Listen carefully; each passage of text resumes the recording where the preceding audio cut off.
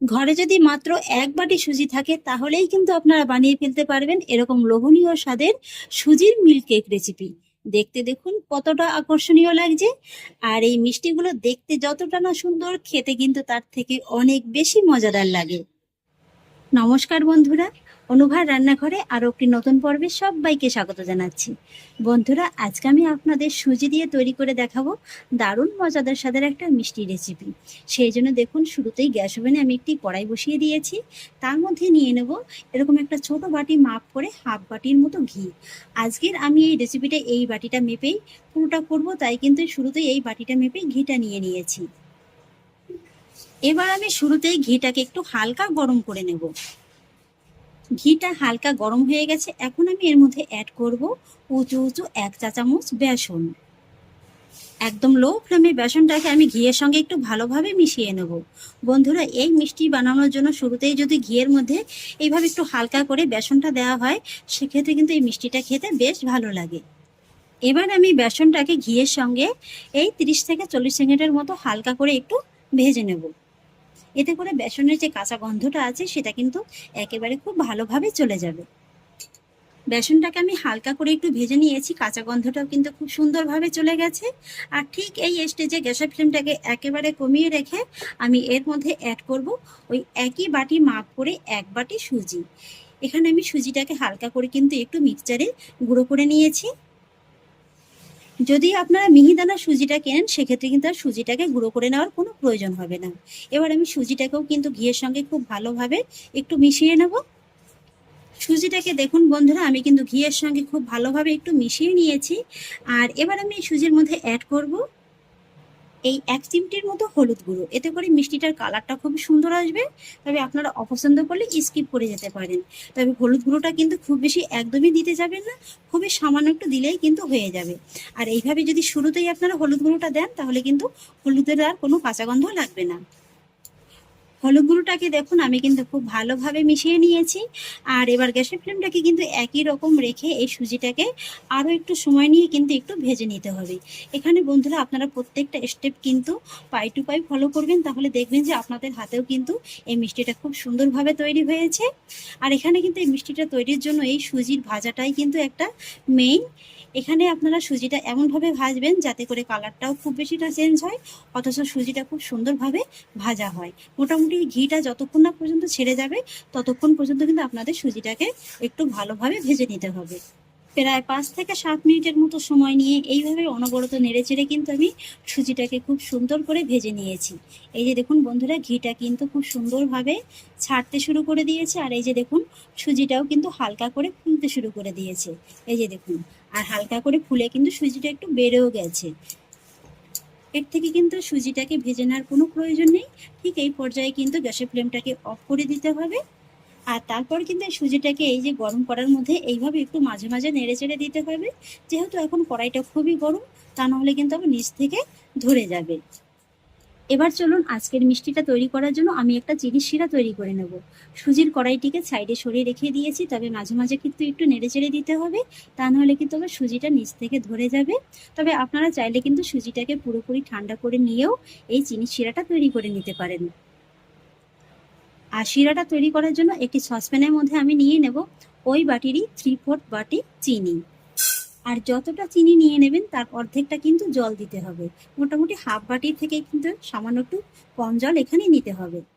আর সেই সঙ্গে মিষ্টিটার মধ্যে সুন্দর একটা ফ্লেভারের জন্য আমি এখানে অ্যাড করব সামান্য একটু গোলাপ জল। আপনারা চাইলে কিন্তু কেওড়া জল কিংবা এলাচ গুঁড়োও অ্যাড করতে পারেন। এই হাফ চা চামচের মতো গোলাপ জল আমি দিয়ে দিচ্ছি। এবার বন্ধুরা, আমি চিনির শিরাটাকে তৈরি করে নেব। আর এই শিরাটা কিন্তু সামান্য একটু চিটচিটে ধরনের হবে। মোটামুটি হালকা করে একটা একতার বিশিষ্ট কিন্তু শিরা এখানে তৈরি করে নিতে হবে। এই যে বন্ধুরা, চিনির শিরাটা কিন্তু আমার তৈরি করা হয়ে গেছে। এবার আমি আপনাদের শিরাটা একটু দেখিয়ে দিচ্ছি। এই যে দেখুন, হালকা করে কিন্তু একটা তারের মতো সৃষ্টি হয়েছে। আর ঠিক এই পর্যায়ে কিন্তু গ্যাসের ফ্লেমটাকে অফ করে দিতে হবে। আর তারপর কিন্তু সুজির কড়াইটিকে আবারও নিয়ে নিতে হবে। তবে এখন কিন্তু শুরুতেই গ্যাস ওভেনটা অন করা যাবে না। এখানে কিন্তু অ্যাড করতে হবে এখন একটু সামান্য গুঁড়ো দুধ। তো এখানে আমি 10 টাকা দামের 1 প্যাকেট গুঁড়ো দুধ দিয়ে দেবো। এইভাবে একটু সামান্য গুঁড়ো দুধ দিলে কিন্তু মিষ্টিটার মধ্যে খুব সুন্দর একটা মাওয়ার টেক্সচার চলে আসবে। আর সেক্ষেত্রে কিন্তু মিষ্টিটা খেতে ভীষণ ভালো লাগবে। এবার আমি গুঁড়ো দুধটাকে কিন্তু সুজির সঙ্গে একটু ভালোভাবে মিশিয়ে নেব। গুঁড়ো দুধটাকে কিন্তু আমি সুজির সঙ্গে ভালোভাবে নেড়েচেড়ে মিশিয়ে নিয়েছি। আর এবার কিন্তু এর মধ্যে অ্যাড করব আমি তৈরি করে নেওয়া চিনির শিরাটা। আর এবার কিন্তু আমি গ্যাসের ফ্লেমটাকে অন করে দিয়েছি, তবে ফ্লেমটা কিন্তু একেবারে কমিয়ে রাখা আছে। চিনির শিরাটাকে এবার সুজির সঙ্গে খুব ভালোভাবে মিশিয়ে নিতে হবে। চিনির শিরাটাকে দেখুন খুব ভালোভাবে কিন্তু মিশিয়ে নিয়েছি। আর এবার কিন্তু সুজির মিশ্রণটা আগের তুলনায় অনেকটা পাতলা হয়ে গেছে। তাই এবার কিন্তু এই সুজির মিশ্রণটাকে আরেকটু সময় নিয়ে নেড়েচেড়ে রান্না করে নিতে হবে। তবে আঁচটা কিন্তু এখন মিডিয়াম লোতে রাখলে হবে। এই তো বন্ধুরা দেখুন সুজিটাকে কিন্তু আমি খুব সুন্দর করে রান্না করে নিয়েছি। এর লিকুইড ভাবটা কেটে কিন্তু আবারও কিন্তু আগের জায়গাতে চলে এসছে। এই যে দেখুন, এর থেকে কিন্তু আর খুব বেশি ঘন করা যাবে না, তাহলে কি হবে, মিষ্টিটা যখন ঠান্ডা হয়ে যাবে না একদম কিন্তু পুরো শক্ত হয়ে যাবে। সেক্ষেত্রে কিন্তু এই মিষ্টিটা খেতে একদমই ভালো লাগবে না। তাই এইভাবে যখন হালকা একটু নরম নরম থাকবে, অথচ কড়ার গাটা খুব সুন্দরভাবে একদম ছেড়ে যাবে আর ঘিটাও ছেড়ে যাবে, তখনই কিন্তু গ্যাসের ফ্লেমটাকে অফ করে দিতে হবে। আর এইভাবে দেখবেন সুজিটাও হালকা করে একটু ফুলতে শুরু করবে। আমার কিন্তু সুজির মিশ্রণটা একদম তৈরি হয়ে গেছে। গ্যাসের ফ্লেমটাকে অফ করে দেব। আর এবার দেখুন আমি আজকের এই মিষ্টিটা এরকম একটা বক্সে সেট করব। সেই জন্য বক্সের মধ্যে সামান্য একটু ঘি আমি ব্রাশ করে নেব। তারপরে বক্সের মধ্যে একটা বাটার পেপার আমি এইভাবে একটু বসিয়ে দেব। বাটার পেপারের মধ্যেও সামান্য একটু ঘি লাগিয়ে নেব। আর তারপর মিষ্টির জন্য এই মিশ্রণটাকে এই যে বক্সের মধ্যে খুব ভালোভাবে বসিয়ে দিতে হবে।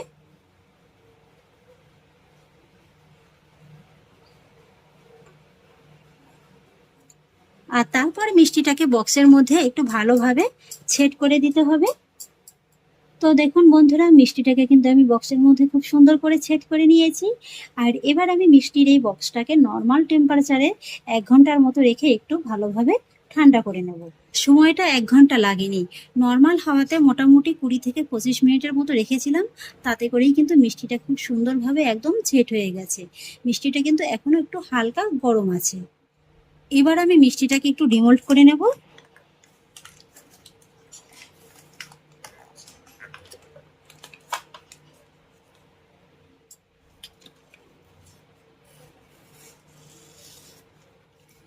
দেখুন বন্ধুরা, মিষ্টিটা কিন্তু খুব সুন্দরভাবে আমি ডিমোল্ড করে নিয়েছি। বাটার পেপারটাকেও খুব সুন্দরভাবে ছাড়িয়ে নিয়েছি। আর এবার আমি মিষ্টিটাকে একটু পিস পিস করে কেটে নেব।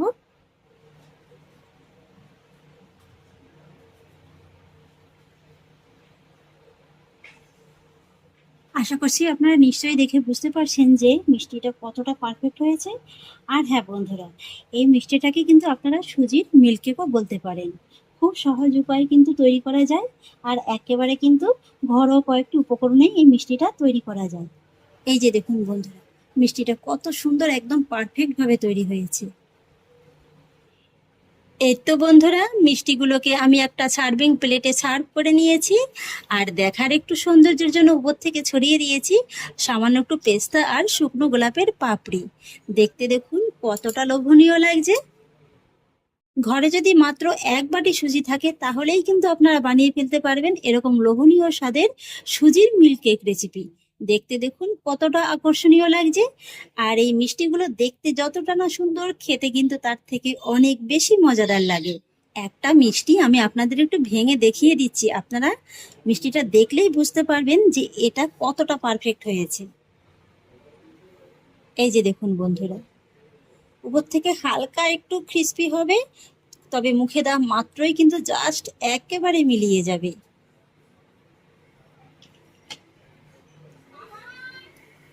দেখুন, এই যে দেখুন বন্ধুরা, মুখে দেওয়া মাত্রই কিন্তু একেবারে চোখের পলকে শেষ হয়ে যাবে।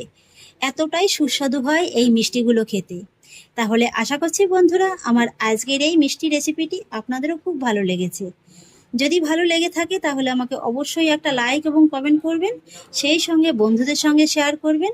আর প্লিজ বন্ধুরা, যদি আমার পরিবারের নতুন সদস্য হয়ে থাকেন তাহলে একটা সাবস্ক্রাইব করে পাশে থাকা বেল আইকনটি প্রেস করে দেবেন। ফিরে আসছি পরের অন্য কোনো নতুন রেসিপি নিয়ে।